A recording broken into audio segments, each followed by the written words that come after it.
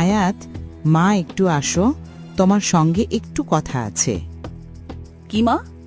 পরে বলো প্লিজ।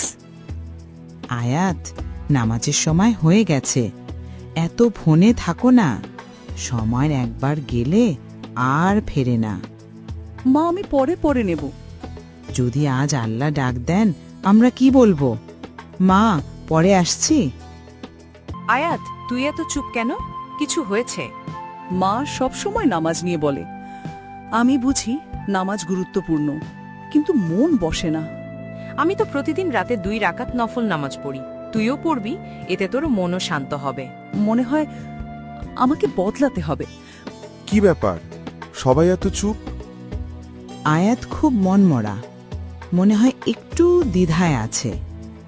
আয়াত, কি হয়েছে? বাবা, মনে হয় আমি আল্লাহর কাছে দূরে চলে গেছি। আয়াত, আল্লাহ কখনো দূরে নন। আমরা 1 কদম এগোলে আল্লাহ 10 কদম এগিয়ে আসেন। তুমি শুধু শুরু করো। আয়াত তো খুব ভদ্রমেয়ে, এই বয়সে একটু গাইডলাইন দরকার, এইটুকুই। হ্যাঁ, চাই আয়াতের মনে আল্লাহর ভালোবাসা জাগুক। যে বয়সে সঠিক পথ শেখা যায়, সেটা পুরো জীবনকে বদলে দেয়। হে আল্লাহ, আমাকে তোমার পথে ফিরতে সাহায্য করো, আমাকে ভালো বানাও। আয়াত, আল্লাহ তোমার দোয়া শোনেন। চলো, আজ আমরা দুজন একসাথে নামাজ পড়ব। আল্লাহ, আমাকে মাফ করে দেন, জেনে বুঝে অনেক নাফরমানি করেছি। আমি জানি এর শাস্তি অনেক ভয়ানক।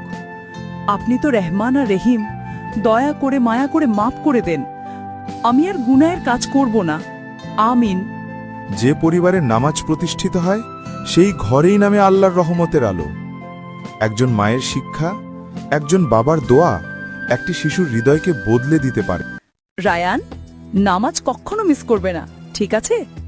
হে আপু,